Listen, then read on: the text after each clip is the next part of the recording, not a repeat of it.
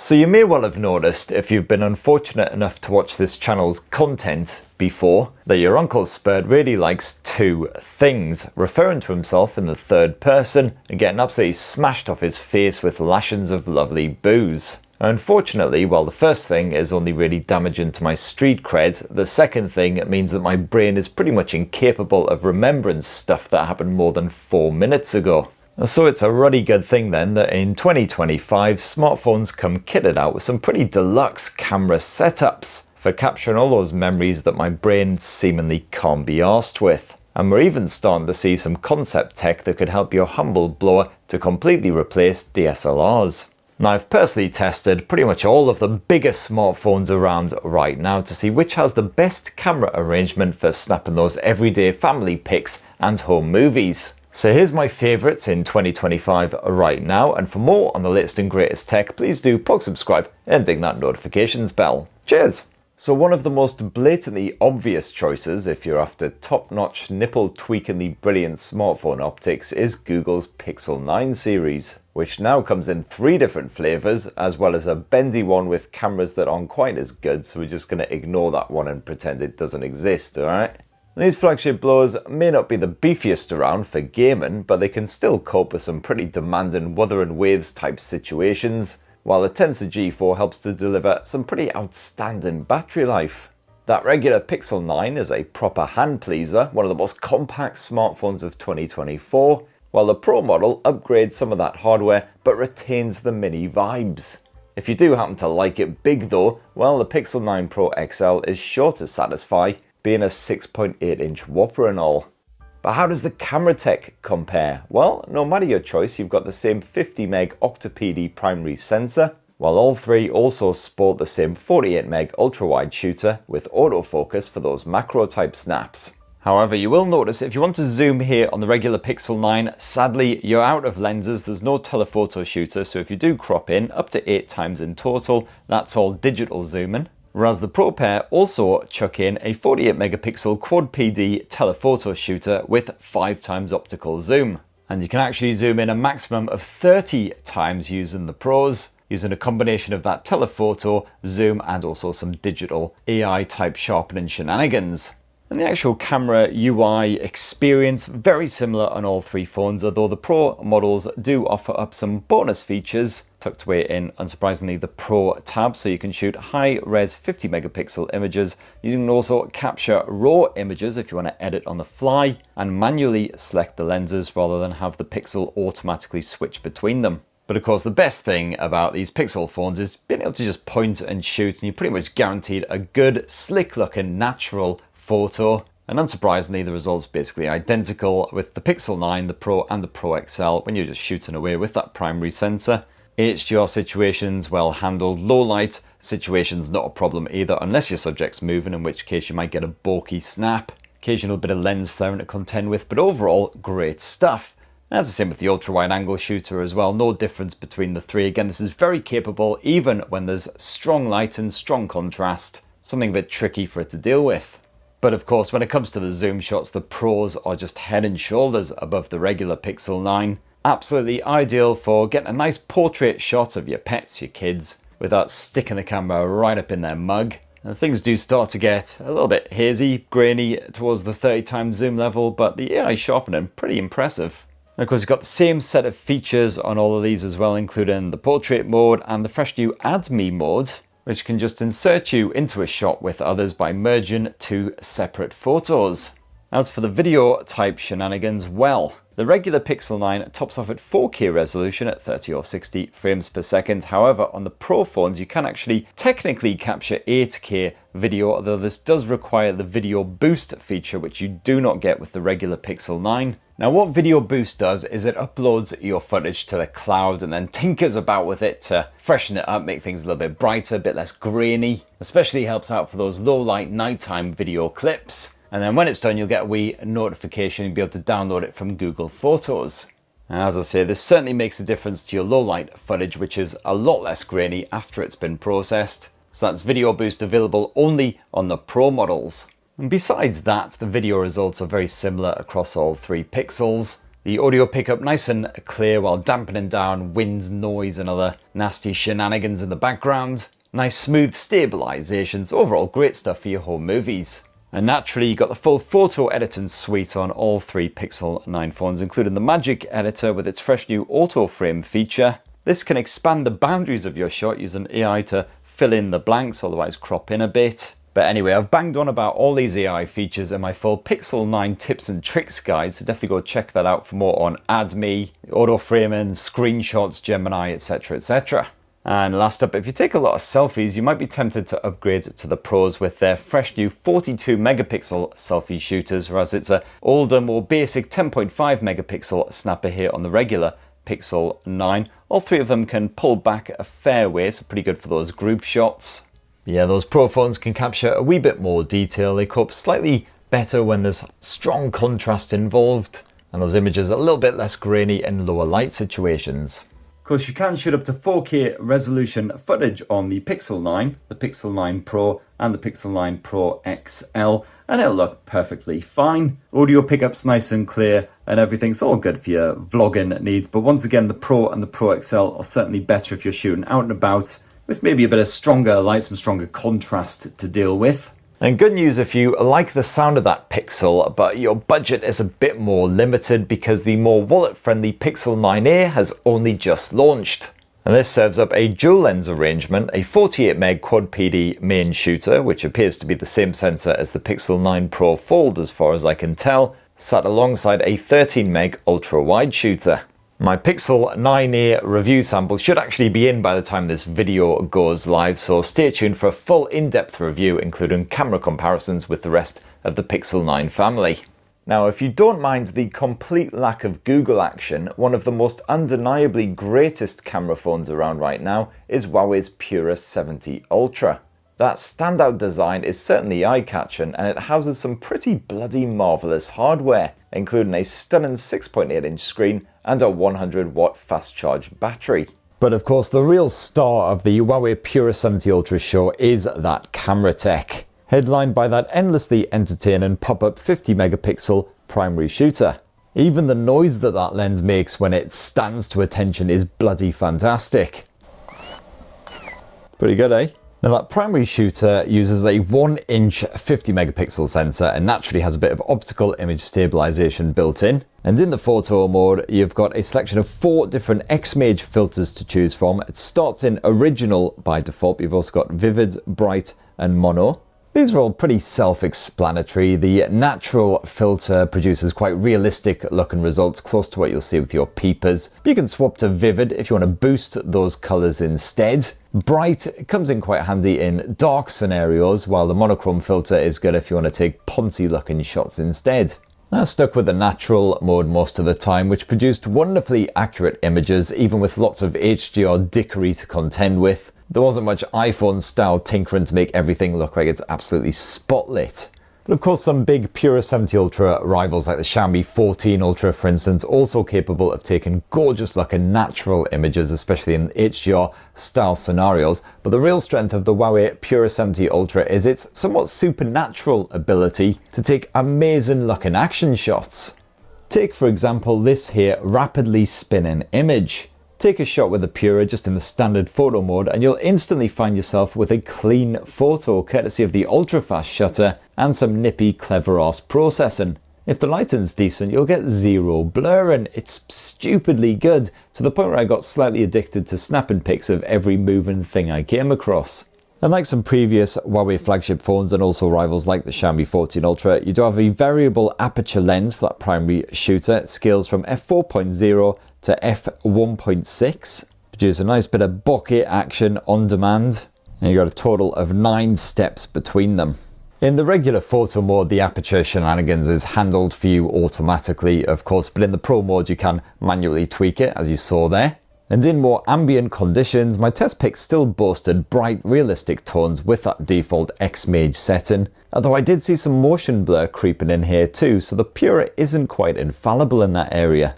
And as you'd expect from such a massive sensor with a variable aperture on top, the Huawei Pura 70 Ultra is excellent at night photography, helped by the built-in anti-shake tech to keep things crisp.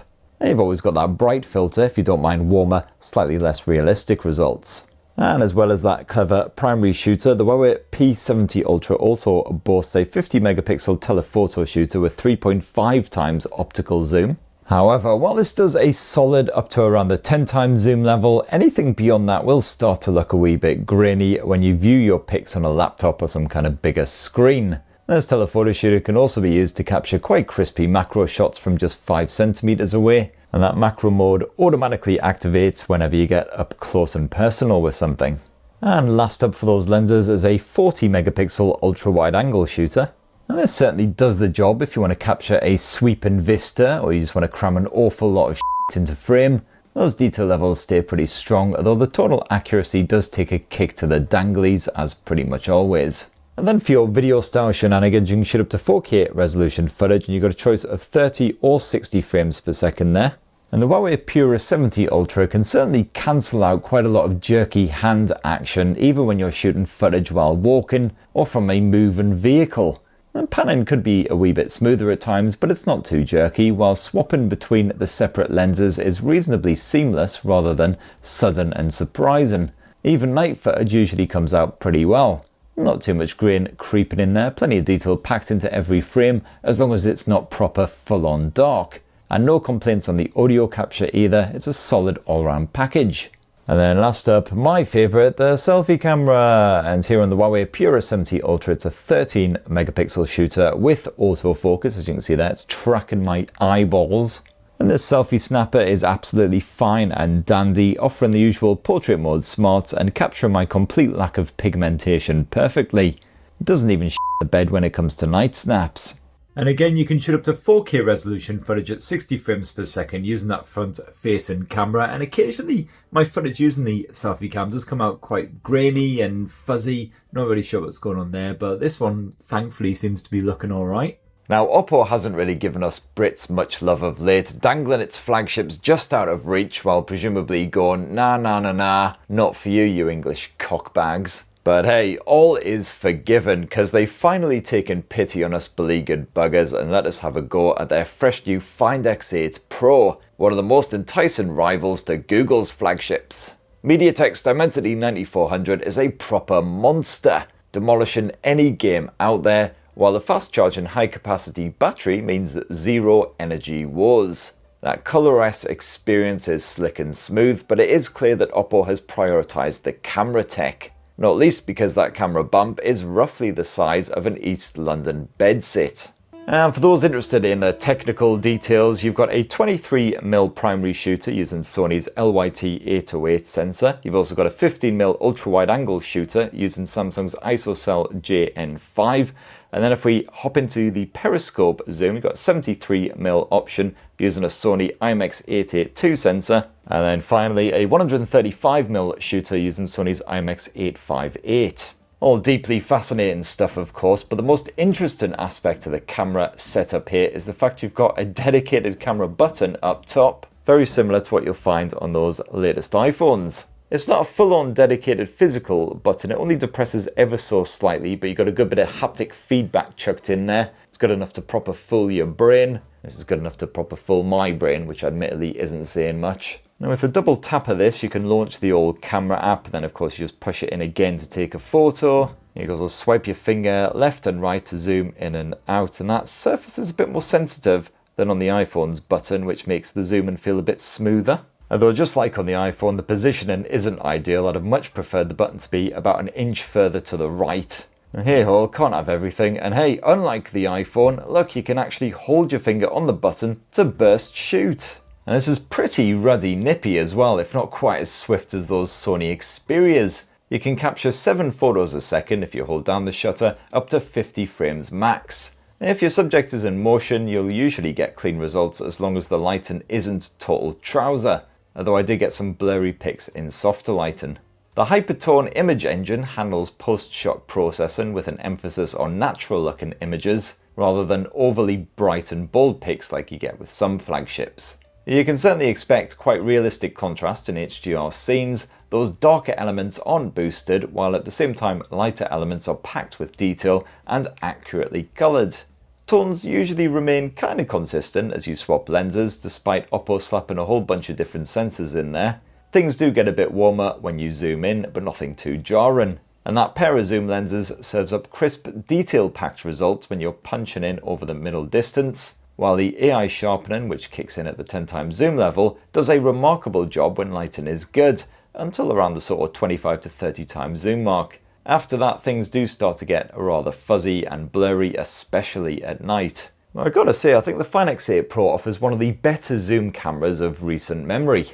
This phone's Hasselblad portrait mode does an absolutely smashing job using the 3x zoom lens. Typically, this can accurately identify your subject at a distance and cleanly blur the background for gorgeous results. Apart from this one time where I tried shooting a black dog and the Find X8 Pro completely shagged it over and over again. Bollocks. You've also got some portrait smarts with the selfie cam, and again they're pretty decent. It's not a bad shooter at all, with the caveat that you will need to stay still in more ambient conditions. And of course you've got all those cracking AI photo editing tools slapped on here as well, which really do help out. Likes of the reflection remover and the good old AI eraser, of course, which is remarkably good at eliminating other humans from existence. If only it was this easy in real life. But the truly remarkable feature of the Oppo Find X8 Pro's camera tech is the video recording, because you can capture 4K footage with Dolby Vision HDR support at 60 frames per second across all of these lenses. Including, yes, even the selfie shooter. In fact, I'm recording 4K HDR 60 frames per second footage right now. Switching between lenses as you record your 4K 60 frames per second fancy pants footage is a swift and snappy experience, although mercifully not too jarring. But when you do zoom in a ways, it can be quite tricky to keep the camera trained on your subject, certainly if you're moving and recording at the same time. However, the Find X8 Pro's stabilization does an absolutely stunning job of eliminating bob and keeping the picture pretty smooth and still. The visual quality is spectacular, as long as you're not battling that light, and the audio is clearly picked up from all directions with particularly crisp vocals, so overall, absolutely banging. Now, one camera phone that'll be a bit trickier to track down here in Blighty is the Vivo X200 Pro. This may lack the sheer 4 appeal of some other flagships, but it is brilliant in pretty much every other way. You got crazy long battery life courtesy of the 6000 mAh cell, as well as next-gen performance from Qualcomm's masterful Snapdragon 8 Elite. And as for the optics, well, that Zeiss branded setup is another winner, otherwise the X200 Pro wouldn't be on this video, would it? So for one, this is the first smartphone to sport Sony's 50MP LYT-818 sensor. It's not quite as large as the 1-inch sensor crammed into the older X100 Pro, but I found that low light shooting is still very good on this smartphone, if not quite up there with the very best of them like the Xiaomi 14 Ultra. Ambient conditions occasionally result in soft looking snaps with warmer tones, but the focus can generally handle any kind of scenario, while a little bit of sharpening adds the impression of finer details when the lighting conditions are pants. Now, bear in mind a couple of things before you start shooting with the X200 Pro. First of all, the watermark is switched on by default. If you don't want that great big whopper to be at the bottom of every photo you snap, you'll want to knock that off.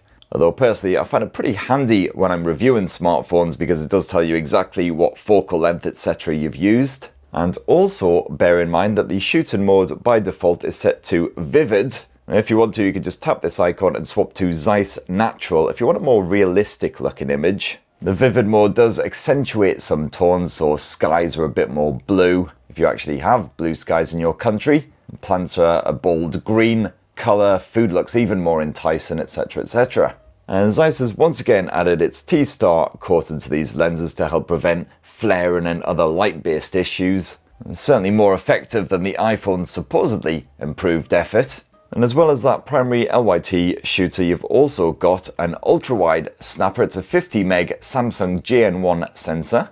And you got autofocus, so you can shoot some crisp looking macro shots as well as more dramatic photos. And as for the old 50MP telephoto shooter, well, it's been upgraded for the X200 Pro to a 200MP snapper using the HP9 sensor, and it's an absolute corker. You will notice a pretty clear and obvious change in tone at times when you pinch in beyond the 3.7 times level and the telephoto sensor takes over.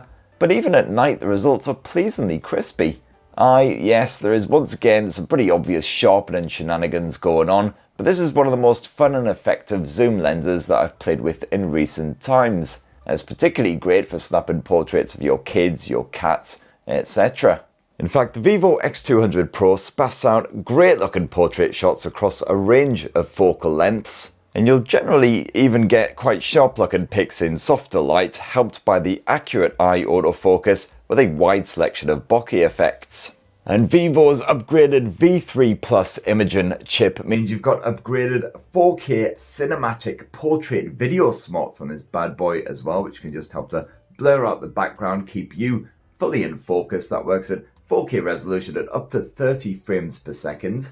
And just like Oppo's Find X8 Pro, you can shoot 4K resolution footage at up to 60 frames per second with full Dolby Vision support, and that's across all of the different lenses. Otherwise, if you're not bothered about Dolby Vision, you can record 4K resolution footage at up to 120 frames per second, or even boost the resolution to 8K at 30 FPS. And just like Oppo's Mighty Mobile, the Vivo X200 Pro does a bloody good job with video. Even at night, most of my footage came out pleasingly crisp at that 4K resolution, only getting soft when the lighting wasn't fantastic. And yeah, occasionally I did struggle to tell much difference between my HDR video and just regular footage shot on the X200 Pro, but poking Dolby Vision when you're shooting high contrast scenes can help just to add a bit of depth to the visuals. Stabilization is certainly good enough to move and shoot at the same time, and the audio pickup seems to be a little bit cleaner than before as well, especially when it's quite gusty. And with the 32 megapixel selfie camera, you can once again shoot 4K resolution footage at 60 frames per second with the full Dolby Vision support. Although if you swap to the portrait video mode for that lovely, tasty, sexy bokeh style effect in the background, well, this time you're limited to full HD resolution. And that selfie cam is fine for shooting your everyday pics, nothing particularly revolutionary here. And as I mentioned before, you've got a couple of AI-based tools for editing your pics. The AI arrays are particularly good at eliminating any stragglers from the backgrounds of your photos, but apart from that, it's basic fare. Certainly nowhere near as good as what you'll get from a Pixel smartphone, and even the Find X8 Pro offered a few extra bits on top. One of my absolute favourite blowers launched in 2025 is the OnePlus 13, which isn't just an absolute powerhouse with its Snapdragon 8 Elite brains, it's also stuffed to the guts with great features, from the clever dual refresh display to that massive fast charging battery.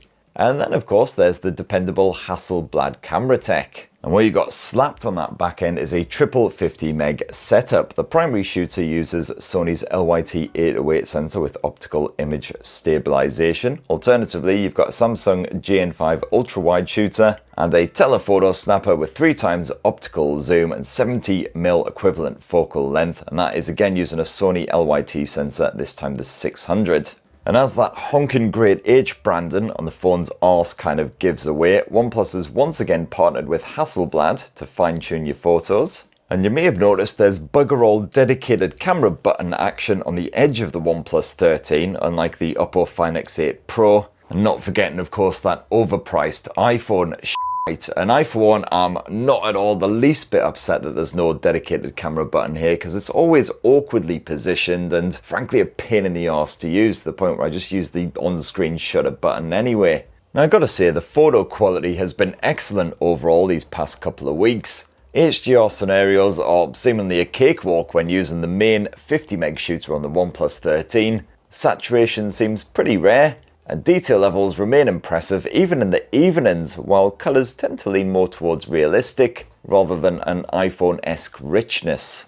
Now of course a lot of phones, including flagship phones, do tend to stumble a bit when it comes to your action shots. Any kind of extreme motion does tend to throw them off and result in blur. There's only a few really good blowers out there that can handle it excellently, the likes of the Huawei Pura 70 Ultra. But the OnePlus 13 also does really well by capturing short and long exposure images and combining them to produce a sharp, blur-free pic with next to zero noise and grain. And yes, you've also got full burst shot support, which admittedly isn't as quick as something like a Sony Xperia 1, But those dual exposure smarts once again ensure crispy, blur-free results as long as you're not snapping away in softer light and your subjects aren't deliberately squirming about like they've got a particularly bad dose of the crabs. So overall, OnePlus 13 is pretty bloody solid if you just want to shoot cats or kids who can't stay still for more than half a bloody second, although it does still falter for those even and drunken shenanigans. And the OnePlus 13 is an absolute banger for your portrait snaps, especially when you swap to the telephoto lens. You can expect sharp results with a fully customizable and eye-pleasing bokeh style finish, plus pretty natural looking skin tones. The ultra-wide is a good alternative for stuff like this, and it boasts an autofocus too, so you can shoot tiny things close up if you're into all of that. As for the telephoto shooter, well, this doesn't cope as well with strong contrast as the main lens, but it does work better than I expected at night. You'll notice some obvious sharpening shenanigans once you crop in beyond the 10x zoom level, especially if you're shooting people or anything organic. But overall, it is dependable, if not as good as the zoom lens on Vivo's X200 Pro for instance. When it comes to shooting video, it's the same story as other recent flagships from Oppo and Vivo. You can capture 4K resolution video at up to 60 frames per second with Dolby Vision switched on. And overall, I was more than happy with visuals and the audio pickup as well. Nice crispy results, and the visuals didn't falter too much in low light scenarios either. Although I did notice that the OnePlus 13 started to heat up after about 5 to 6 minutes of shooting 4K 60 frames per second video, to the point where the screen brightness automatically dropped, etc. And just like with the rear cameras, you can once again shoot a bit of 4K 60 frames per second footage with HDR smarts switched on using that selfie cam. It's a 32 meg shooter using Sony's IMX615 sensor. The audio pickup is fantastic, nice and crisp and clear, as you can hear there. The stabilization is excellent as well, so you can happily walk and shoot at the same time. And oh yes, you've got the obligatory AI editing tools as well. Just tap edit and then give AI editor a wee poke, and you've got the likes of AI eraser, so you can get rid of any pesky people in the background. Generally, gotta say, works really bloody well. Poof, nice empty bar even at Christmas time, love it. You've also got the AI unblur tool, which sadly is pretty cack like all of the other unblur tools I've ever used. If anything, just makes everything look a little bit softer. There's also the reflection eraser, which is quite handy if you're shooting something through glass, although not always entirely on point. As you can see, there's still a bit of a ghost image of the reflection of my phone as I'm taking this picture through glass. And also, if you want to crop into an image rather than using the telephoto shooter, where you can then run the cropped image through the AI Detail Boost tool, which basically just helps to sharpen things up using the usual AI shenanigans. Of course, the final image has quite clearly been sharpened, but it does make a difference. Now, you can always count on Xiaomi to smash out an excellent flagship phone with proper spooge-worthy camera tech, and the Xiaomi 15 Ultra is yet another cracker. This 6.7-inch chunkster is absolutely stuffed full of premium tech, as you'd kind of hope given the Goliath size of that price tag. You got a stunning AMOLED screen, full-on Snapdragon 8 Elite performance, and of course some naturally brilliant optics. And what you have here is a fresh Leica branded quad cam setup, this time using a combination of Sony and Samsung sensors, all safely ensconced under Gorilla Glass 7i.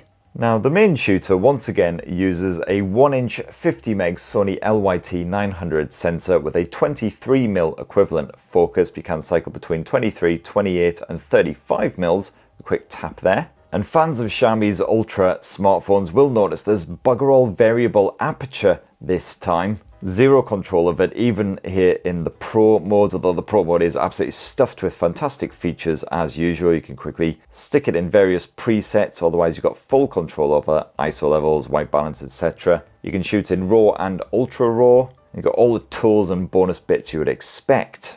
And although you can't tweak the aperture to get a tasty bit of natural bokeh, the Xiaomi 15 Ultra's Master Portrait mode is perfectly capable of crafting a lush bokeh style pic, while generally avoiding excessive smoothing of your subject as it separates them from the background.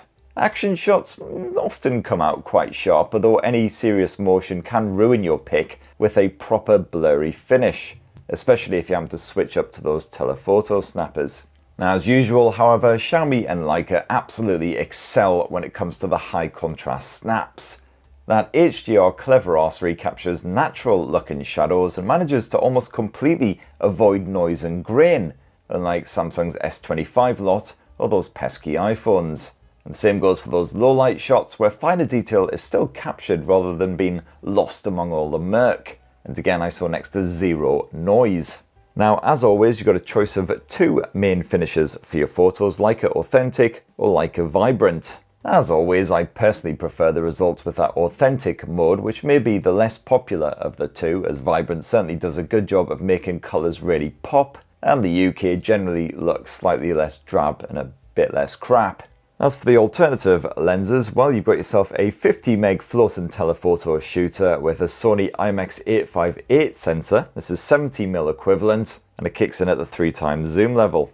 On top of that, you've also got yourself a 200 megapixel periscope shooter, this time a Samsung ISOCELL HP9 sensor. It's 100mm equivalent, and this one takes over at the 4.1x zoom level. And this also made an appearance in Vivo's recent X200 Pro, another excellent camera phone, and once again it doesn't disappoint. Over a long distance, the Xiaomi 15 Ultra will still spaff out a bafflingly sharp photo, albeit with some quite clear sharpening shenanigans. And as with the Vivo blower, this holds up pretty well even in quite shonky lighting. And last up, you've got yourself a 50 meg ultra wide angle shooter using Samsung's Jane 5 sensor with 14mm equivalent focus. And this again is pretty good, especially if you want to use it for those obligatory super close-ups. And of course, Xiaomi hasn't neglected the video capture side of things either. The 15 Ultra can shoot up to 8K resolution footage. Otherwise, if you cap it at 4K 60 FPS, you've also got a good bit of Dolby Vision smarts. And that can be used across all of the cameras on here as well, the wide, the ultra wide, and those telephoto and periscope zoom efforts. Alternatively, lose the Dolby Vision and you can shoot at 120 frames per second to get some slow motion action on the go. But as you can see, you do lose the ultra wide and the regular telephoto lenses here. You've only got the periscope zoom and the normal sensor. Or alternatively, the Xiaomi 15 Ultra can also capture 10-bit log footage, again at 4K resolution, 60 frames per second using any of those sensors. And I found that my HDR video looked fantastic when I was dealing with strong backlighting, helping to keep my subject looking sharp. Even in fairly tricky light in general, you'll usually get something that can be shared without any kind of touching up. Stabilization's pretty smooth even at that Ultra HD level, although I do miss the smooth zoom feature from the S25 series. Xiaomi's quad mic setup clearly picks up audio from all directions, so the audio is just as good as the visuals with particularly strong, crisp, clear vocals. And last up, around front, you've got again a completely different camera sensor to all of the others. This time it's a 32 meg OmniVision OV32B. And using the Xiaomi 15 Ultra's front-facing shooter, you can capture up to 4K resolution video at 30 or 60 frames per second, although you'll have to cap it at 30 FPS if you want that Dolby Vision action once again. And the mics do a great job picking up your voice. I've had zero issues video chatting with this thing. You can stray quite a distance away. It'll still cleanly capture your vocals as long as the area isn't too ridiculously noisy. Though as you can see, things do get a little bit grainy if the lighting is quite soft, so you'll want to stay well lit if you are doing a bit of vlogging or whatever. And I'm willing to bet you won't be the slightest bit shocked or surprised to hear that there's some AI-based editing shindiggery slapped on here. It's got your usual general enhancements. You can of course erase any object or human from existence. So let's try erasing Chainsaw Man from this photo. And just like that, off he buggers. And likewise, you can remove entire people from existence. So let's just get rid of this wee fella in the middle for whatever reason. And again, poof, it's like he never existed. Now, if you spunk out a bit of extra cash, you can also grab yourself a dedicated Xiaomi 15 Ultra camera kit, complete with an excellent grip, boasting a built-in second battery, and plenty of buttons and knobs to fiddle with. It's certainly perfect for any photo enthusiasts, and if you are intrigued, definitely check out my shorts video all about it live now on YouTube. Alternatively, if you prefer your phone on the smaller side or you've simply got less cash to spare, the regular Xiaomi 15 flagship is still a stunner. This 6.36-inch phone boasts the same Snapdragon 8 Elite power, almost the same battery capacity, and yet another excellent Leica branded camera experience. even if that hardware has been switched about, so you've got a completely different setup versus the Ultra. Now that main camera uses Xiaomi's own custom 50 meg Light Fusion 900 sensor, rather than the LYT 900 sensor stuffed into the Ultra. And while, yeah, this Light Fusion sensor ain't quite as stupidly massive as the LYT 900, I was still rather chuffed with the shots spaffed out by the Xiaomi 15 at nighttime and in more challenging light. You have to squint pretty hard to find any kind of noise in there, unlike the Galaxy S25's night pics, while colours still stay reasonably true even with rather soft ambient lighting, depending on which Leica filter you use, that is. Because as always, you've got a choice of two. You've got Leica Authentic, otherwise Leica Vibrant. Now I really like the Authentic modes, even though the default is the Vibrant alternative, which certainly makes for eye-pleasing results, especially if you're shooting against a bright blue sky, like people in the UK won't be. And as usual, Xiaomi nails it when it comes to HDR shots. Rather than turning everything artificially bright and saturating the image, the 15 tries to realistically capture any high contrast scenes, complete with atmospheric shadows. It's all nice and moody and I love it. And it's understandable that plenty of people will prefer the Apple-y, Samsung-y way of doing things, but if you want a more moody vibe, the Xiaomi 15 is an absolute banger. Now the uber posh dual zoom setup of the Xiaomi 15 Ultra has been replaced here in the Xiaomi 15 with a single floating telephoto shooter using a 50 meg Samsung JN5 sensor. It's a 60mm equivalent, and as you can see there, this kicks in at around the 2.6 times zoom level. And this is still decent enough in the evenings, although of course detail levels do drop compared with the Ultra and some other flagship rivals once you properly start to crop in there. Still more than does the job for portrait snaps, however, helped along by the general smart arsery of the master portrait mode. Unfortunately, you will still see a lot of blur if the lighting isn't quite perfect and your subject is in motion, so you'll basically want to take loads of shots just to make sure you get a good one. And last up is a 50 meg Samsung JN1 ultra-wide shooter with 14mm equivalent focus. And this is certainly one of the better ultra-wides on any smartphone that I've tested. There's no real compromise to the tones, while detail levels stay nice and strong as well. And as usual, of course, Xiaomi hasn't neglected the video capture. The Xiaomi 15 can capture up to 8K resolution footage if you want to really fill up that storage super fast. Otherwise, you can dial it back down to 4K resolution. You can capture that at 24, 30 or 60 frames per second. No 120 capture, sadly. You've also got the Master Cinema mode on standby, and switching this on takes the ultra-wide shooter out of play. You also have to top off the 4K at 30 FPS, but it does make up for it with crispy 10-bit capture that's best used when shooting those strong contrast scenes.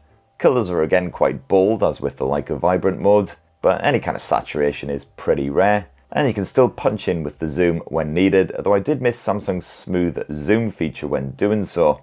Of course, though, like videography is a bit hit and miss, can be quite patchy at times with some very soft, grainy visuals, a bit dodgy focusing every now and then. But Xiaomi's quad mic setup cleanly picks up audio from all areas, so overall, pretty decent. And then finally, around front, you got yourself a 32 meg selfie cam. And you can use this to capture 4K HDR video at 30 frames per second, otherwise again 60 FPS if you knock that HDR off. And I've had absolutely no issues with video chatting with this thing. It'd be perfectly fine for your vlogging shenanigans, especially as the stability is really good. And yeah, that mic pickup, excellent. The Honor Magic 7 Pro is yet another massive pocket ripper, offering up that Snapdragon 8 Elite performance and more than enough premium hardware to choke a beluga whale. And of course, it's absolutely gushing AI from every orifice, like most mobiles these days. It is a shame that the battery capacity has been whittled down for this UK model compared with the Chinese version, but you'll still have to try pretty bloody hard to kill this thing in a single day, while the ridiculously fast charging support keeps you topped up when needed. But of course, it is the camera setup which really impresses here, with similar smarts to the Huawei Pura 70 Ultra. And what you've got is a 50 meg primary shooter with an adjustable aperture, but it only scales from f1.4 to f2.0, so quite a limited range compared with, for example, the Huawei alternatives. And in the dedicated Pro mode, you can actually fiddle with this yourself, swapping between f1.4 and f2. As you can see, this just tweaks the background blurring effect. You get a bit of natural bokeh if you stick it on that f1.4 aperture. And outside of the Pro mode, the Magic can of course adjust the aperture itself to suit the environmental conditions or again get that bokeh style effect. I was certainly happy with the photos spaffed out by the Magic 7 Pro because it's just as versatile as most rivals, coping with even quite extreme HDR. You'll only get the occasional wee bit of oversaturation, while darker elements look quite natural with minimal grain. And in the evenings, that auto mode does a decent job, but you will want to swap to the night mode to get a brighter, more balanced result. The Magic 7 Pro also boasts a 200 meg periscope lens with 3x optical zoom, maxing out at 100x zoom, with a bit of AI sharpening performed on device and then in the cloud, depending on how far you're zooming in. I found this works particularly well for action shots, especially when coupled with the rapid fire shutter burst mode, which can shoot 100 photos in a row in just a few short seconds. Yes, any quick motion will still give you blurry shots, but I was really happy with how a lot of my zoomed burst shots came out, even if the AI sharpening is rather obvious at times with human subjects. But hey, if you're snapping solo photos with the periscope lens, the Magic 7 Pro can usually handle a bit more action, so you'll often get sharp results as long as there's enough light to spare, and that AI shindiggery is a lot less apparent. But be warned, in softer light, my zoom pics were usually proper cack. Portrait snaps also usually come out rather well using both the regular and the telephoto lenses. You got the usual selection of filters, adjustable bokeh, and an annoying beauty mode that is best knocked right off. And last up, the final of the triple lens setup around back is a 50 megapixel ultra wide angle shooter, which does prove better in low light than quite a lot of rivals. And yeah, you got the usual obligatory AI-based photo editing tools, got a bit of AI eraser, although this doesn't automatically pick out people in the background for you to erase. You do have to actually select them yourself. It tends to work reasonably well, with the usual limitations, of course. It can't work absolute wonders. But yeah, pretty good at cleaning up some of those messier shots, even if it does occasionally take its sweet time. And for your home movie needs, where you can shoot up to 4K resolution footage at 30 or 60 frames per second. And transitioning between the different lenses isn't always the smoothest here, but those visuals stay crisp even when you're zooming right in, as long as again the light isn't total pants. And even in quite testing conditions, the Magic 7 Pro was just as reliable as a Samsung-shaped smartphone. Stabilization is fantastic when you're moving and shooting Ultra HD footage, while this phone is also excellent when it comes to muffling any windy shenanigans and keeping your vocals crispy clear over any background murmuring. And then last up, around the front end of the Honor Magic 7 Pro, you've got yourself a 50 megapixel selfie shooter as well, backed up by that time of flight lens. And this can shoot up to 4K resolution video at 30 or 60 frames per second, mic pick up nice and clear. But be warned, you do get blurry or soft results quite often with that selfie shooter if you don't keep your hand and face completely still. And next up, a bit of Sony action, and with its latest Xperia 1 Mark VI smartphone, Sony did go a wee bit mental, because a lot of the features that defined these Xperia flagships, like the 21:9 4K display, were absolutely curb stomped into oblivion for this 6th generation. Rather than having multiple complex apps for capturing photos and video, Sony streamlined the experience with just a single effort. Now this is it right here, otherwise you can activate it by long pressing the physical shutter button, which is ever present and also very much appreciated. And the app is certainly pretty straightforward compared with previous generations. You open it up and you're in a full auto mode. You can skip between the different focal lengths like so. And you've got a small variety of different camera and video modes you can flick between as well. It's very much like a standard smartphone camera app now. For the hardware side of things, Sony has once again partnered with those optics boffins over at Zeiss. And the 24 and the 48mm lenses sport the same Exmor T camera sensors as the previous generation, the Mark V. And of course you've got that T-Star lens coating slapped on there as well to help reduce any light-related shindiggery like lens flaring. Sony has added a dedicated 48 meg mode for high-res photo capture, but the auto mode's 12 meg pics are finely detailed, so they'll look good when you chuck them on a telly or a laptop. And Sony has once again slapped on its creative filters if you want a different vibe, but for most of my testing I ignored those and I was happy enough with the natural looking photos spaffed out by the Mark VI. Now Sony's real-time eye autofocus and tracking is as dependable as ever, so those portrait shots and action snaps almost always come out absolutely stunning. Out of 100 or so portrait pics that I've shot this past week, maybe 2 or 3 were a bit balked, while the others all boasted gorgeous bokeh-style background smudging while the subject stayed pin sharp, with natural looking skin tones. HDR capture has also improved a wee bit, as has the preview image on the display before you take your shot. So what you see here is very much what you get. And there's clearly less processing going on than what you would get with a Pixel or an iPhone or a Galaxy phone. Sony's just all about capturing a natural looking shot as quickly and cleanly as possible. And of course you can still fiddle with the brightness, the shutter speed, etc. in the Pro mode when needed to get the kind of shot that you want. Ambient conditions are handled pretty well. I did see a wee bit of grain sneaking into some of my indoor shots, especially the telephoto ones, and sudden motion can balk your snap with blur. And if you happen to have had maybe a couple of old fashions and your hands aren't quite as steady as normal, well, yeah, that's not great either.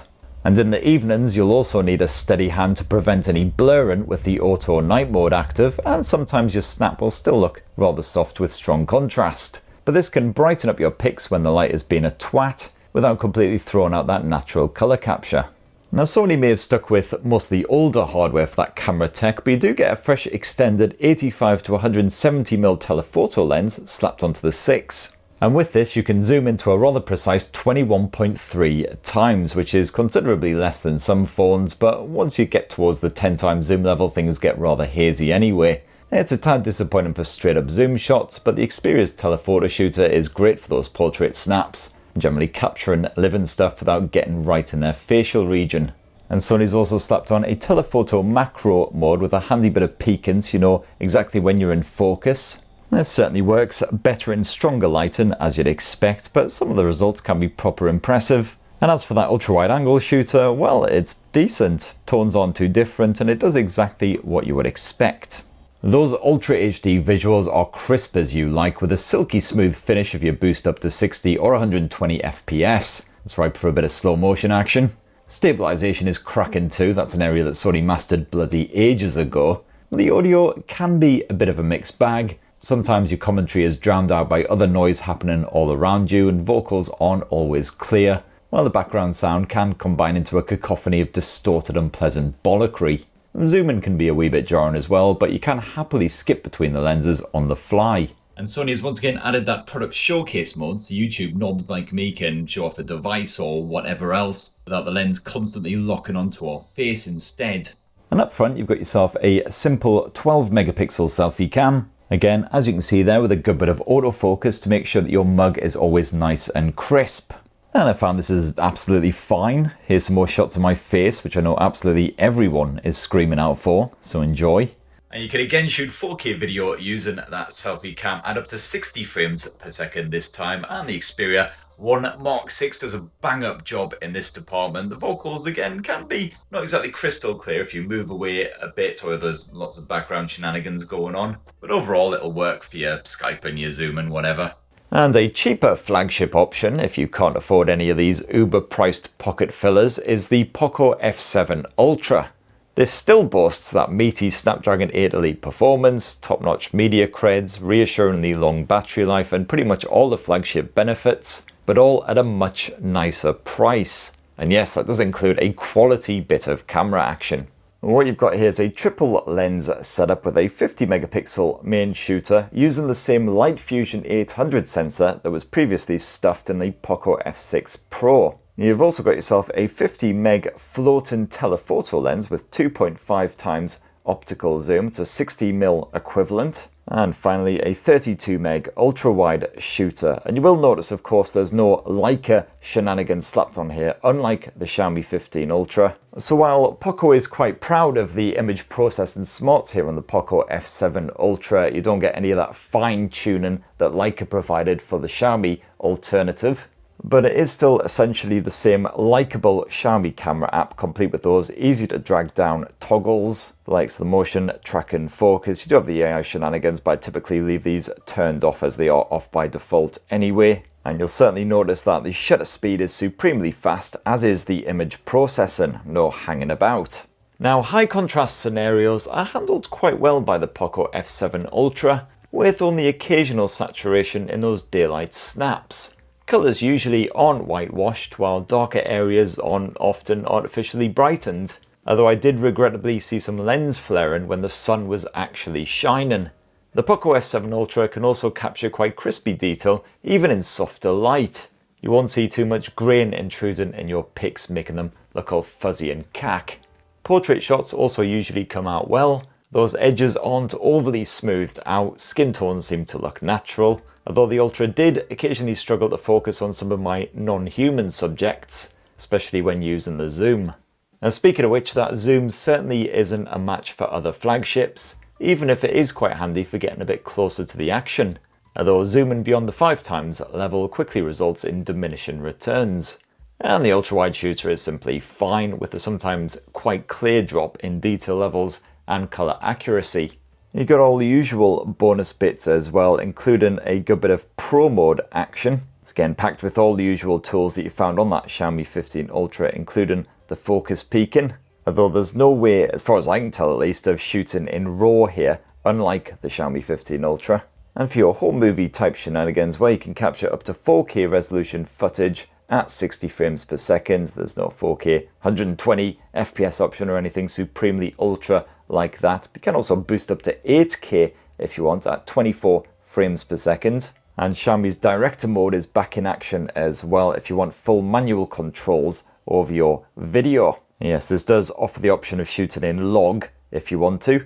Now, same as the photo mode, I saw some lens flaring when shooting video when that sun was actually beaming through the thick layer of cloud. But hey, the stabilization is good enough for moving and shooting at the same time. Zoom in and you will sometimes notice a clear dip in visual quality with that secondary sensor. Colors are zapped and the visuals can look a lot more fuzzy. But audio capture is beautifully clear in all directions, and the Ultra doesn't seem too phased by a bit of wind. And you can shoot up to 1080p Full HD video here on the Poco F7 Ultra using that front-facing 32 megapixel selfie camera. No 4K option, which is a bit of a surprise, especially from an Ultra branded smartphone. That's the minimum I'd expect, but at least the Full HD footage looks reasonably sharp. The audio pickups, fine, stability's good and everything, so no real issues. Now, a couple of really massive flagship smartphones have launched these past few months, which you would expect to come packing some of the best camera tech around, but ultimately you've kind of fallen on their arse and proven a little bit of a disappointment compared with a lot of the competition.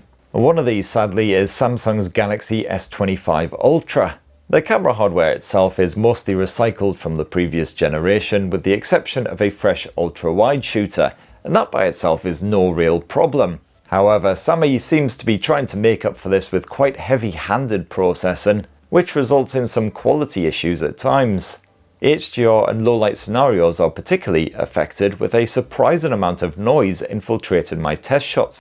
And as well as Samsung's Galaxy S25 Ultra, Apple's latest iPhone 16 Pro and Pro Max proved a bit of a limp sausage in the camera department. You've got basically the same optics as the old iPhone 15 Pro Max, except now with the bonus camera button, which is wonkily positioned, a wee bit glitchy, and doesn't support any obvious features like burst shot. It's so cack, in fact, that I often just ignore it completely and just use the old on-screen buttons, which, works perfectly fine. Apple's camera spaffs out perfectly fine pics, just don't expect a natural output, of course, especially when shooting in high contrast. It is a crowd-pleasing result for sure, until the lighting isn't quite as good and then things get rather murky. Those ultra-wide and telephoto cameras especially suffer the most in less than perfect light, with significant grain creeping in. And that new anti-flare lens coating, well, yeah, that doesn't work at all. Now, did I miss out your own personal favourite smartphone snapper of 2025? Well, definitely let me know what a massive frothing testicle I am down in the comments below. Let us know what your personal picks would have been. In the meantime, you can find my full in-depth reviews of basically all of these smartphones right here on the Techspert YouTube channel. Please do poke subscribe and ding that notifications bell for more on the latest and greatest tech, and have yourselves a ruddy, wonderful rest of the week. Cheers everyone, love you!